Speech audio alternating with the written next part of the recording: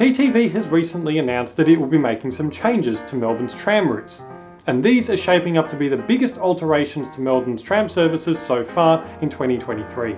In this video, I'm going to take you through what's being proposed, and whether or not it affects your tram. A reminder, if you haven't already, to please subscribe to the channel if you'd like to learn more about Melbourne's local history and transport.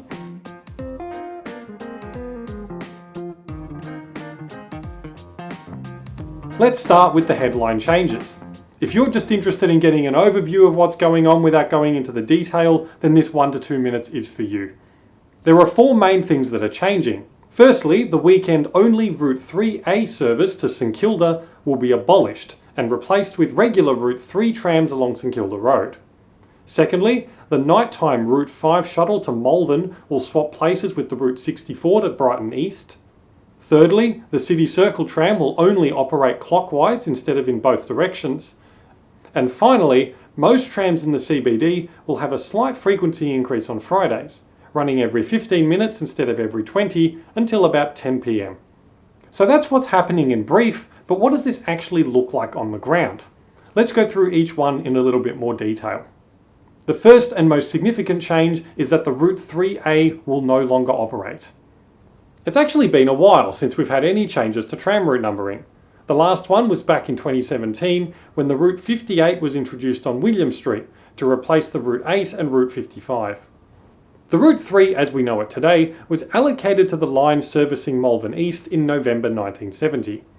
This route takes it from the Melbourne University terminus south along St Kilda Road, before turning east into Carlisle Street, then connecting with trains at Balaclava and Caulfield, and then crossing Dandenong Road along Waverley Road, before terminating at Darling Road. In January 2009, the Route 3A was established.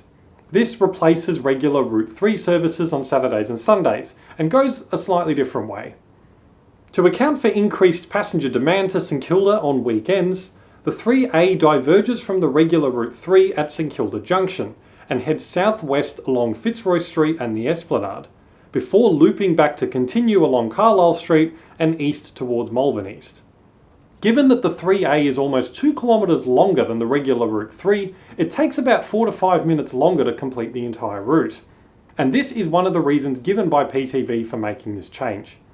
The other reason is to make the network easier to understand. The 3A is the last regularly scheduled service that we have which only operates on weekends, as well as the last one to have a letter in its route number. The 3 other tram routes that directly service St Kilda will still operate. These are the Route 12, 16 and 96. The second change is that the Route 5 and Route 64 will effectively do a switcheroo for the evening shuttle services. One of the quirks of Melbourne's tram network is that the Route 5 doesn't always operate along its entire length. Normally they travel along the entire route, from Melbourne University to Malvern via St Kilda Road. But after around 7 PM every night, trams only operate between Dandenong Road and Malvern as a shuttle, and Route 5 passengers have to catch the Route 64 between Dandenong Road and the CBD. This is why in evenings you see Route 64 trams in the city displaying Route 5/64. The planned change here is to effectively swap these around.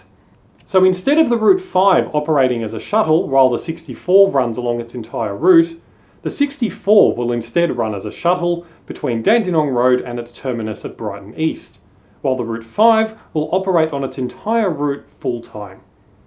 Why is this happening? Well, PTV say that this is to provide a more accessible service. At the moment, the Route 64 doesn't operate any low-floor trams, while the Route 5 operates at least some.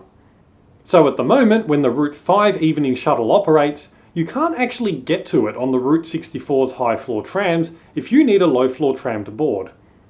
The press release implies that Route 5 will now operate entirely with low-floor trams, but this isn't explicitly stated anywhere.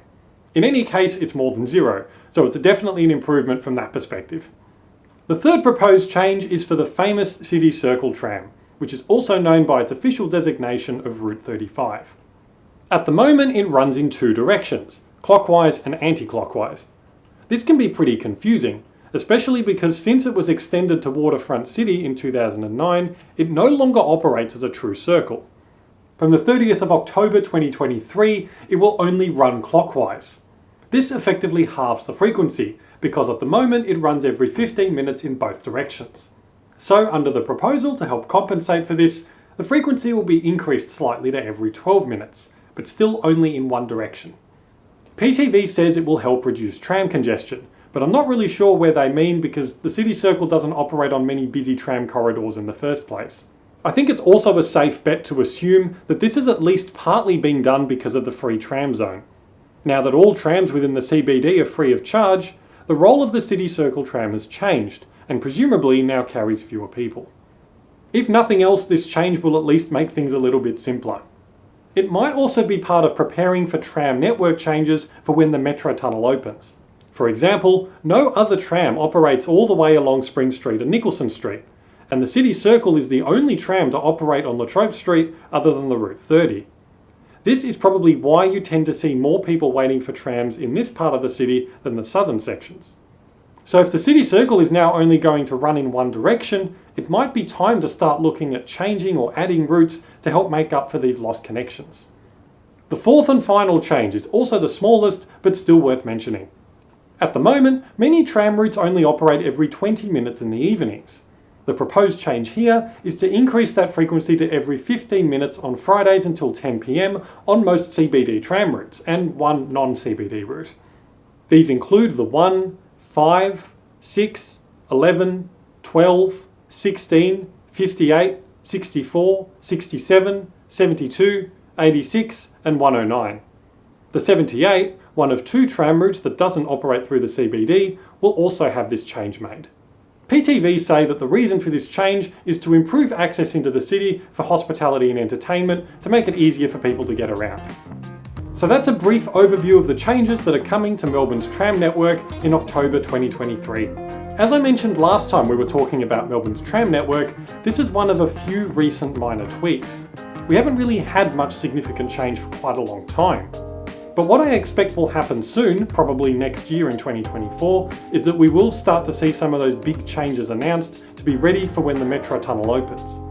I do have some thoughts on how this might pan out, so if you're interested in seeing a video on this topic, let me know in the comment section below. Until then, as always, thank you so much for watching, don't forget to subscribe, and I'll see you next time.